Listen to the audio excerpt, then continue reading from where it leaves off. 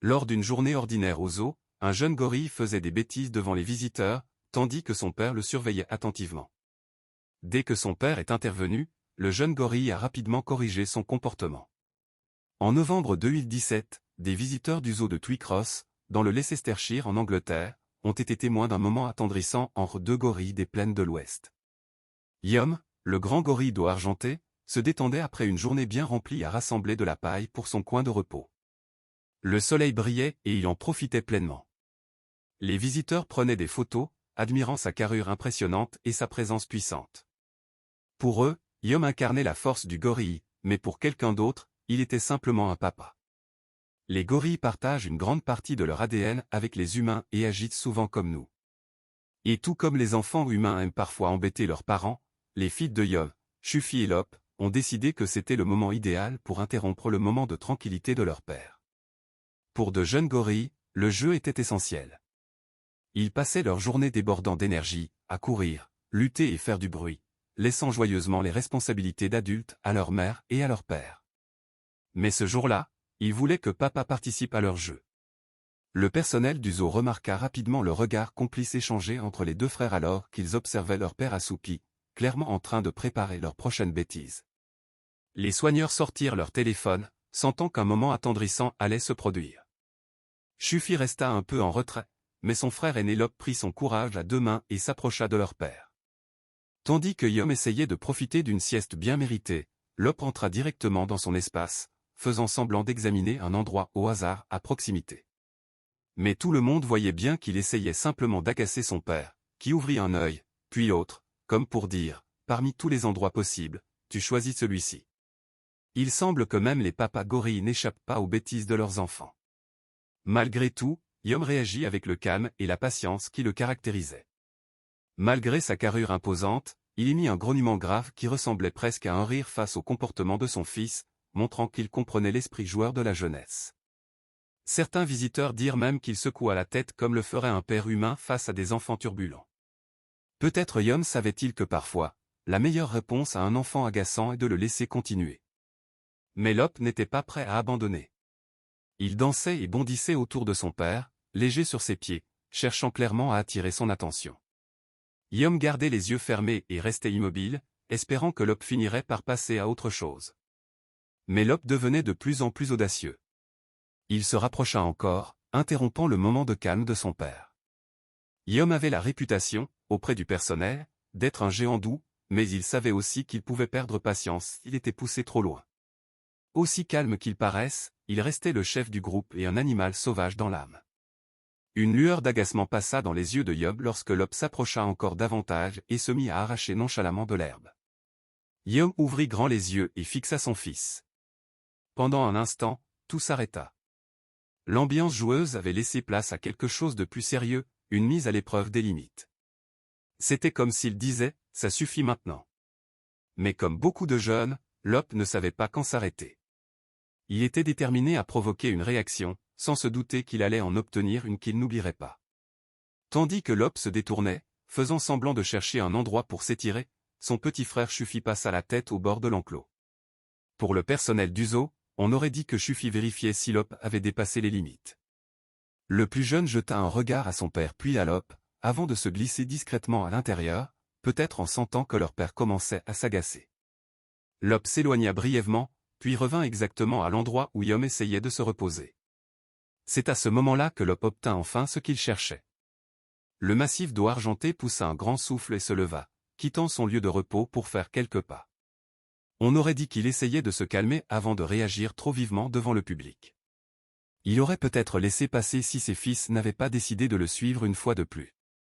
Il était clair que Yom n'aurait aucun repos ce jour-là. Et lorsque sa courte tentative de se détendre dans l'herbe fut encore une fois interrompue, Yom décida qu'il en avait assez. D'un mouvement rapide, laissant juste assez de temps à son fils pour s'écarter, il chargea à travers l'enclos, libérant toute la frustration d'un dos argenté adulte. Les visiteurs du zoo regardaient la scène avec tension, incertains de ce que Yom allait faire ensuite. Quelques semaines plus tôt, le personnel avait publié une vidéo montrant Yom chargeant sa partenaire et ses fils lors d'un moment d'irritation. La vidéo n'avait pas pour but de le faire passer pour un mauvais gorille, mais de rappeler que même les gorilles les plus calmes restent des animaux sauvages guidés par leurs instincts naturels. Tout le monde s'attendait donc à ce que Yom gronde son fils pour être allé trop loin. Mais au lieu de cela, il choisit de ne pas punir ses petits pour leurs bêtises. Il semblait déjà suffisamment effrayé.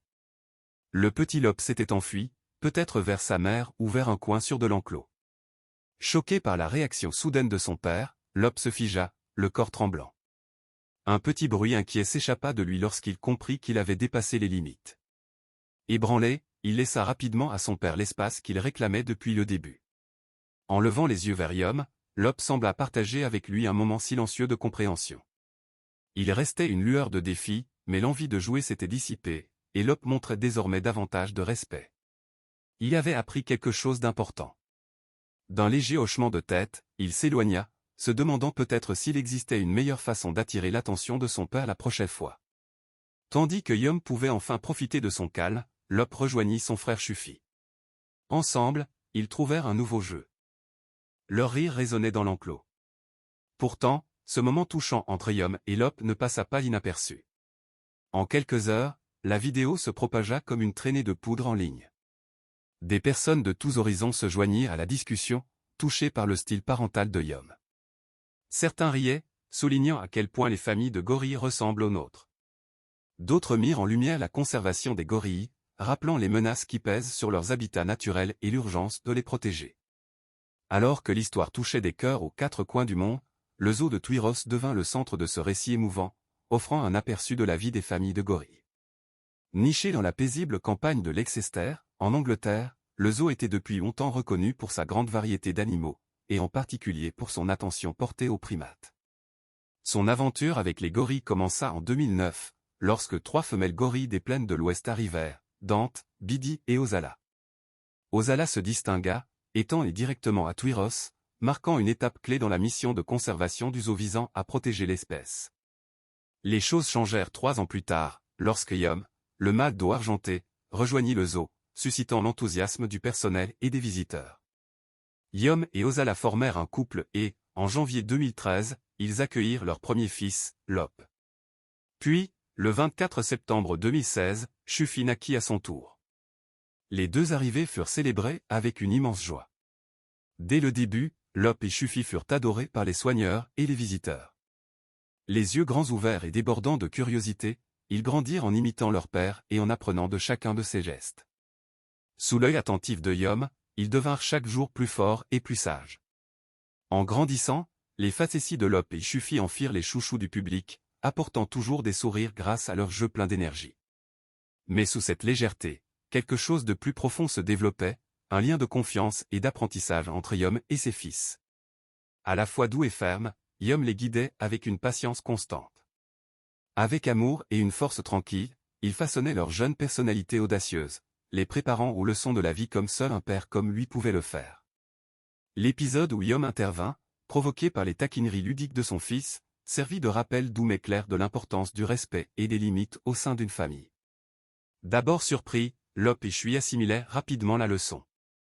À travers ces moments, Yom forgeait leur caractère, leur enseignant l'équilibre entre la force et l'empathie, des qualités dont ils auraient besoin un jour en tant que leader de leur propre groupe de gorilles. Un autre jour, ce fut Shui qui se retrouva face au regard sérieux de son père. Cette fois, l'inquiétude venait d'un changement soudain dans l'état d'Ozala. Habituellement pleine d'énergie, elle était devenue plus calme, mangeait moins et semblait inhabituellement fatiguée. Cela inquiéta les soigneurs, qui décidèrent de la séparer du groupe afin de vérifier plus attentivement son état de santé. Heureusement, après un examen, les vétérinaires découvrirent qu'Ozala souffrait simplement de fièvre, une affection courante mais qui pouvait devenir grave sans soin. Ils lui administrèrent rapidement des médicaments et des soins de soutien pour l'aider à se rétablir. Peu à peu, le traitement fit effet. L'énergie d'Ozala revint et son éclat habituel recommença à briller. Même si elle allait mieux, les vétérinaires recommandèrent encore un peu de repos avant qu'elle ne rejoigne sa famille. Quelques jours plus tard, le moment était venu. Bien qu'encore un peu fragile, Ozala était prête à retourner dans l'enclos.